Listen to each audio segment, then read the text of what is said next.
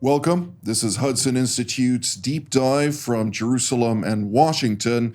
And as we're set to deliberate the latest developments here throughout the region and beyond, let's introduce our guest for today. As usual, Dr. Mike Duran, who is a senior fellow and the director of the Center for Peace and Security in the Middle East at Hudson Institute, formerly a senior director at the National Security Council for the Middle East and North Africa. Next to him, Colonel in Reserve Reuven Ben Shalom, who is a cross-cultural strategist and a senior fellow at the Institute for Counterterrorism at Reichman University. And last but not least is Major General in Reserve Yaakov Amidro, formerly the director of Israel's National Security Council, GINSA, a fellow at the GINSA Strategic Center in Washington, D.C., and a senior fellow, or distinguished fellow, rather, at the Jerusalem Institute for Strategy and Security. It's great to see all three of you, and I'd like to immediately start with you, Dr. Duran. Prime Minister Benjamin Netanyahu is right now in Washington, D.C., set to meet just in a couple of hours with U.S. President Donald Trump. What should we take from this unscheduled meeting, if I may add, and at a time when, of course, we are at heightened tensions in multiple locations throughout the Middle East? Yeah, Jonathan, the arrival of Prime Minister Netanyahu was something of a surprise. Donald Trump said to reporters last week that the prime minister would likely arrive in Washington this week, but then aides to Trump quickly walked that back and said, well, probably not next week, maybe the week after or the week after that. But we woke up this morning to find out that he's already here, or learned yesterday afternoon that he's already here. The Israeli press says there are three major items on the agenda. One is the tariff issue, trying to make sure that Israel is not, the Israeli economy is not harmed too much by the tariffs. The second is Gaza. The third is the Iran nuclear program. And I suspect, although it's not in the press, but if I were Israeli officials talking to Donald Trump at this moment, I would want to talk to him about the friction between Israel and Turkey in Syria, and I'll be shocked if that isn't also on the agenda. Gaza yesterday, Jonathan, there were rockets fired from Gaza that landed in Ashkelon, wounded Israelis lightly. It's amazing that a year and a half into this war, Hamas can still shoot rockets off in Gaza. The hostage for prisoner deal is nowhere in sight. So I suspect that one of the things that Prime Minister Netanyahu was talking to Donald Trump about is whether the time has come to launch a major ground offensive into Gaza, or there's some other possibility for unlocking a deal with Hamas. I think the biggest issue on the Prime Minister's mind is the Iran nuclear program. The Israelis are supportive of Donald Trump trying to reach a negotiated deal with Iran. But they believe, I think quite judiciously, that the best way to negotiate with Iran is first to break its nose. You break its nose and then you sit down and talk to it. You don't try to cut a deal with it without making it realize that it is really in a very difficult situation. Absolutely. Well, let's start with the Iranian file. And in this context, General Amidro, I'd like to hear your take on that, particularly at a time when the United States is also deploying additional assets into the Middle East. How should we dissect this very volatile situation? Thank you for inviting me. I think that we should emphasize that the strategic situation in the Middle East is different than the strategic situation in the past, during which there were many events in which we spoke about the nuclear issue in Iran. Iran is now a standalone country. Iran, with the war in Israel, lost the big part of its strategy, during which they built the ring of fire around Israel. They had many proxies in the Middle East, in Gaza, in Lebanon, in Syria, in Iraq, and of course in Yemen. Because of the big change in the Middle East, the Shiite crescent, as King Abdullah called it, does not exist anymore. There is no any land connection between Tehran, Baghdad, Damascus, and the Mediterranean. the Iranians cannot provide Hezbollah with munition and so on and so forth. They can send cash money, of course. So Iran is in a different situation. They cannot threat America and Israel. Guys, if you do something, we will put fire around the whole Middle East.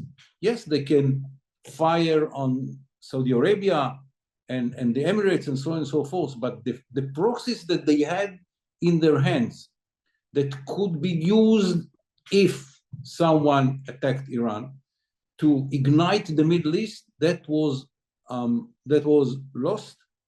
And now it is Iran vis-a-vis Israel, Iran vis-a-vis America, or Iran vis-a-vis Israel and America, or America with Israel.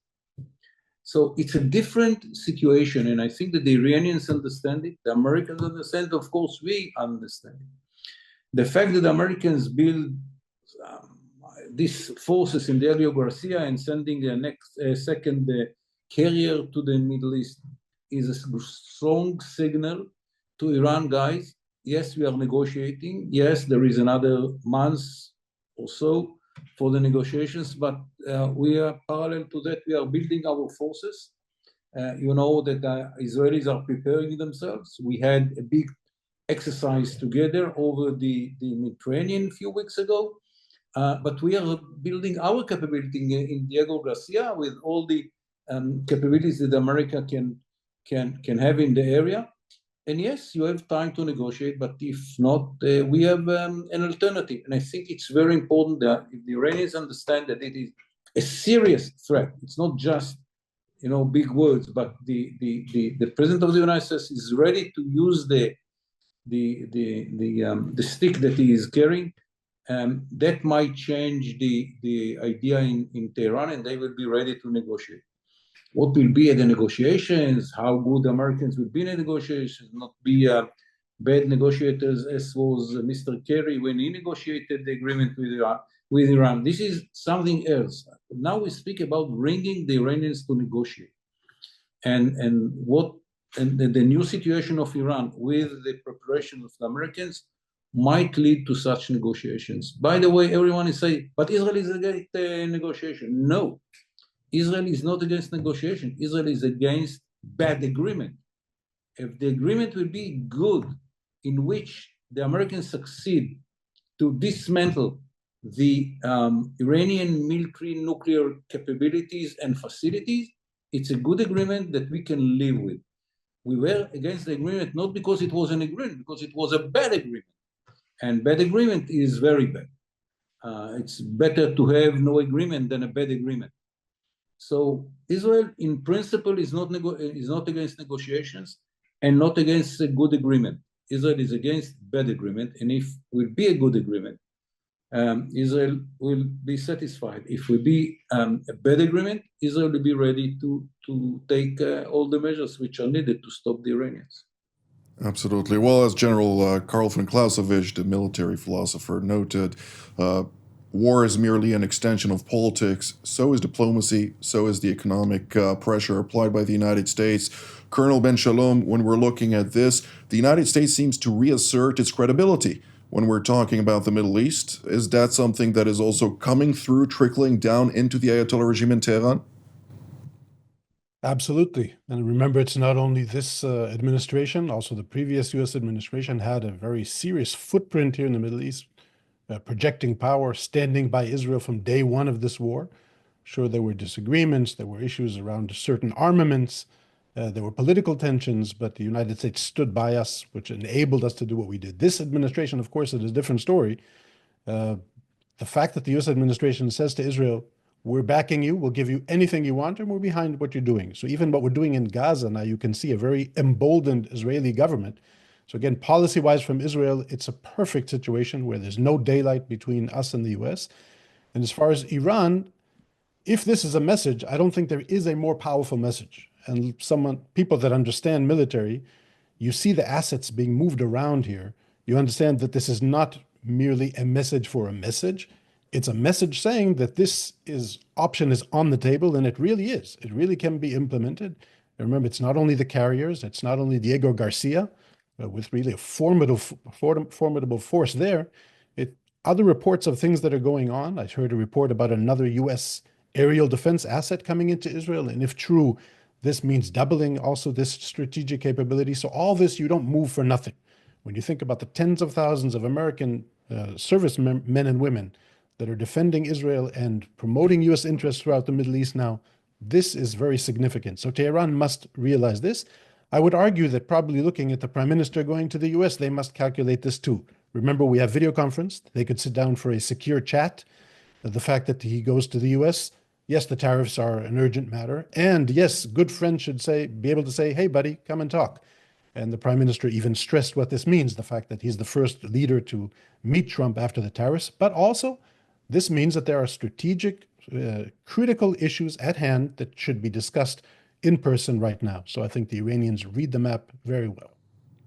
We need to keep also in mind that, yes, the United States has imposed now roughly 17% of new tariffs on the state of Israel. Prior to that, Israel tried to avoid that by basically removing all tariffs on the United States. So it goes back and forth, and it's not a zero-sum game, but nonetheless, we'll have to wait and see what evolves out of the various meetings between President Trump and Prime Minister Benjamin Netanyahu. Now, going back, there is quite a distinction between the previous administration to this administration. I just read a pre-published piece by Dr. Mike Duran, which articulates this quite clearly, that will be soon published. Hopefully you'll be able to tell us when and where, Dr. Duran. But nonetheless, one of the statements that you said there was by the Chinese military philosopher Sun Tzu, who highlighted that known thine enemy, known thyself, and this has something to do with, of course, the previous administration versus the current administration in office. Tell us about that briefly, and how does it also play into the current construct of Middle East intricacies? Well, Jonathan, thanks for plugging my piece. I appreciate that. I think it's going to come out. I hope it's going to come out in Tablet Magazine tomorrow, if not tomorrow, sometime this week. The key issue here that you're referring to is that I pointed out that the Biden administration had this idea of, and the Obama administration before it, actually, of stabilizing the Middle East by reaching out to Tehran and trying to restrict the conflicts between Israel and Iran's proxies, so that to keep the channel open with Tehran. So all during the war, the administration was urging Israel not to escalate against Hezbollah and against Iran itself, and it was working for as speedy a ceasefire in Gaza as it could get. As a result of that, I said it didn't know the enemy, and it didn't know itself. It didn't understand that by restricting Israel, it was emboldening Iran, and it also didn't understand that it could only restrict Israel so far, because the American public don't understand why we would try to reach an accommodation with Iran. I think Donald Trump has a much clearer understanding of all these things. I think he understands exactly what General Amidror was telling us, that Iran has no cards to play. Remember how Trump turned to Zelensky in that famous meeting in the Oval Office, and he said to Zelensky, "You have no cards." This is the kind of thing that Donald Trump understands, on a gut level, a visceral level, very well. Iran has no cards. It's been stripped of its proxies. Israel stripped it naked by destroying its air defenses. The United States is now taking its last remaining proxy, the Houthis, down a notch or two. But I still wonder how Iran is understanding this. I know it understands its vulnerabilities, but Iranian leaders have worked with the United States, or have seen the United States make very significant threats against it from the moment the Islamic Revolution took power in 1979 until yesterday. On very few occasions has the United States really sent a message of military, let's say, unbending military intention toward Iran. The only time really was in the Reagan administration. The Iranians probably are looking, or it wouldn't surprise me, let me put it that way, that they look and they see all of the criticism of Trump around the tariff issue, all of the other priorities in American foreign policy, all of the voices inside the Trump administration, the restraintist voices that are saying, cut a deal with Iran, distance yourself from Israel, and so on. And they're seeing that there's an opportunity be to entice the United States into negotiations and string them along. So what the Iranians will do, what they've always done, which is to have negotiations about negotiations, and then negotiations about negotiations about negotiations, to buy time, to build up their defenses and so on. I suspect that is not going to work this time. I totally agree. You don't have the kind of forces that we've got now in Diego Garcia and the aircraft carriers and other assets that are being moved around.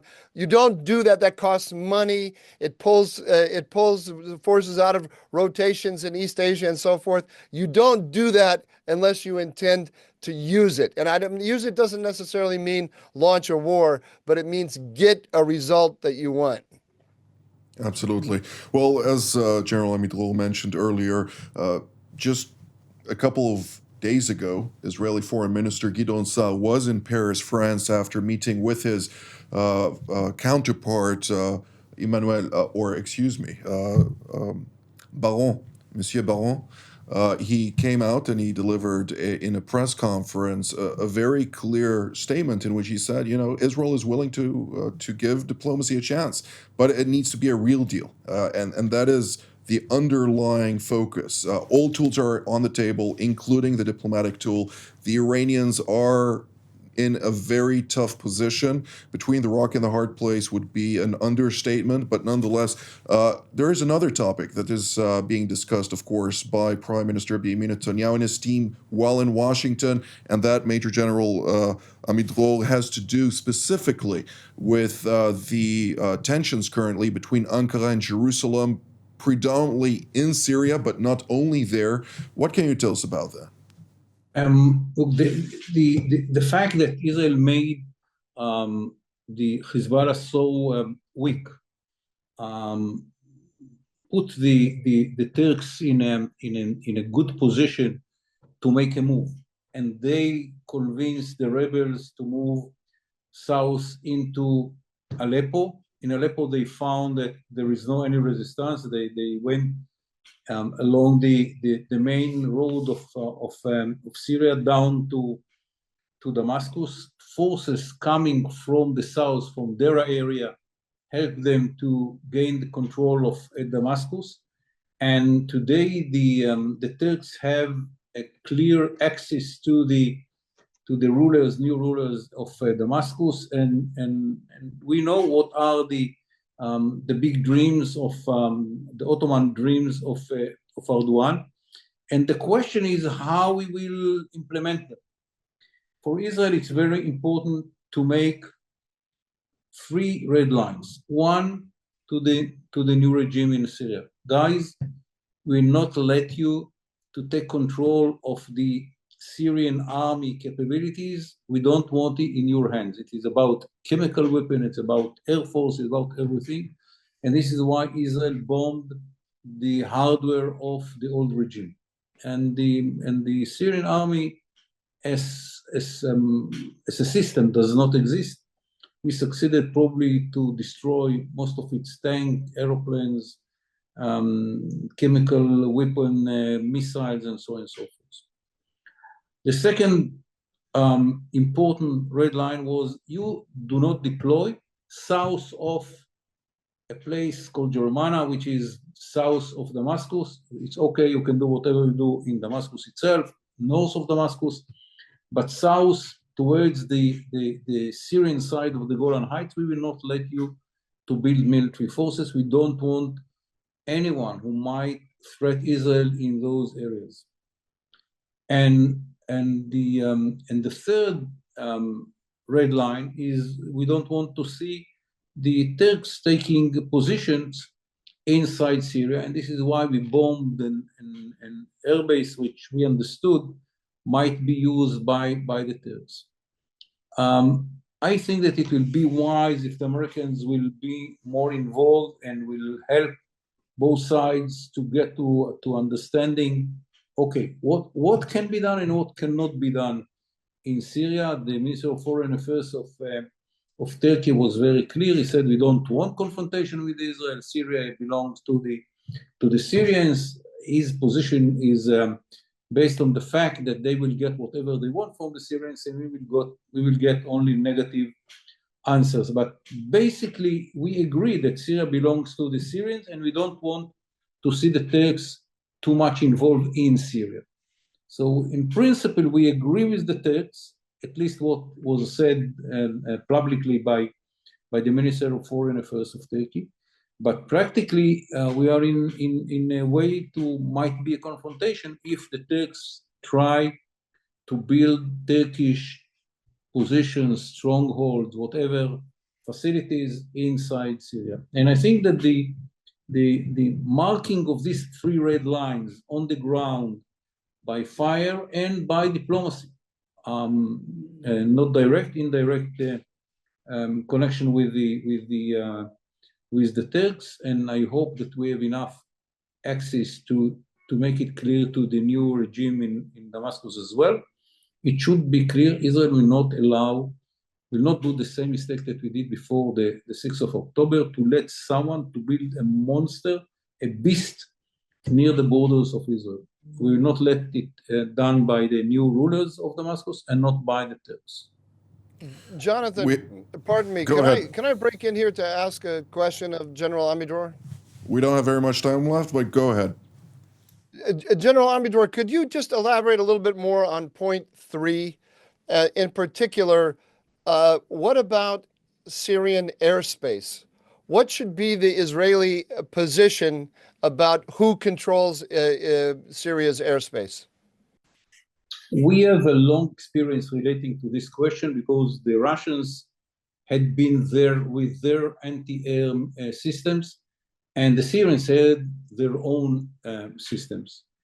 And we made it, not by an agreement, but by action, clear to both the Syrians and the Russians that we will not let the Iranians to build their capacities, their capabilities inside Syria, even if will be needed to violate the control of the Syrians over Syria itself. And in some occasions, we bomb anti-air missiles of Syria to make it clear and to open the access for us. With the Russians, we had an agreement that what can be done and how we are notifying them, and it works very well. We didn't have to make even one attempt to threat Russians over Syria, and they were very careful not to put any threat to our actions over Syria. So I think that should be agreed between us and the Turks. We don't want to bomb the Turks. We don't want the Turks to be destroyed by us. What we don't want is to lose the flexibility to act over Syria, and if it will be needed to reach Tehran to fly over Syria. We don't want that someone will limit our capabilities to defend ourselves by building anti-air system, which will stop Israel from acting against those who are building military capabilities in Syria itself and outside Syria. Indeed. And the fact of the matter is, the moment the Turks did deploy surface-to-air capabilities in the Palmyra area, that, of course, crossed a deliberate red line of the State of Israel. But we have 1 minute and a half for each, so we'll keep it short. Colonel Ben Shalom, on Syria, go ahead. Well, in Syria and the entire region, I'll say that I totally agree with General Amidor that we have had amazing strategic success in bringing down the Iranian axis, and they've been degraded, and a lot of their strategy has been toppled, actually. But this is not defeat. And even more, I think the more they are battered, the more they are calculated moving forward. They're not just going to roll over and give up now to threats by the US. Perhaps even they will be willing to sustain a military blow and not be perceived internally as someone that gave in or capitulated to the Americans.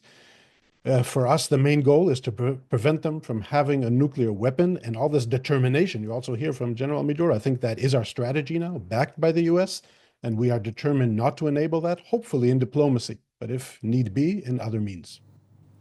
Dr. Duran, you have 1 minute and 45 seconds. Thank you, Colonel Ben Shalom, for the 15 seconds. Go ahead. I just want to emphasize here that this kind of accommodation that we're talking about in Syria, or let's say buffering, if the United States can buffer between Israel and Turkey, um, only the United States can do this. I don't think the Turks and the Israelis, left to their own devices, will arrive at this. They're on a collision course. They have alternative visions of what Syria should be. Only the United States, I think, can create this space that will give the Israelis what they need to protect their security, and only the United States can activate the pragmatic side of Recep Tayyip Erdogan. He has a pragmatic side. He has larger dreams, but he also can put those dreams aside when he has to. And the key here is for Donald Trump to organize an international coalition that includes the Europeans, the Gulf states, Israel, and the United States, and explain to President Erdogan that he cannot get the investment that he wants in the Turkish economy and in the Syrian economy to rebuild Syria unless this accommodation with Israel is reached. I think that's where the real leverage over the Turks is, to come to this accommodation. Is that going also to impact the calculation vis-a-vis Lebanon? Yes, I mean, the Syria and Lebanon are totally intertwined, of course. Indeed. Well, this is all the time that we have for today. I'd like to thank Major General in Reserve Yaakov Midro, Colonel in Reserve Reuven Ben Shalom, and Dr. Mike Duran for all of your very valuable insights. I'd like to thank all of you at home as well. This has been Hudson Institute's Deep Dive from Jerusalem and Washington. Until our next edition, from here in Jerusalem, have a good day.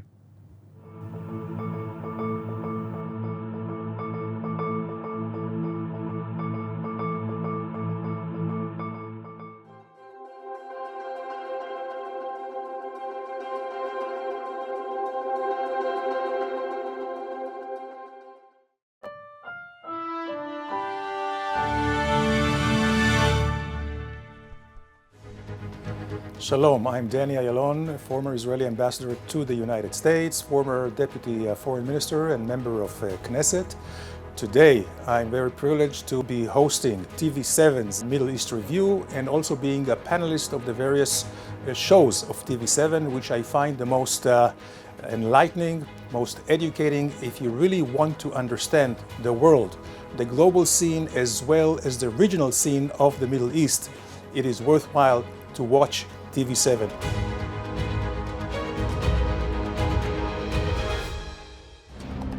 For more of TV7's productions and editorials, we invite you to visit our website at TV7israelnews.com.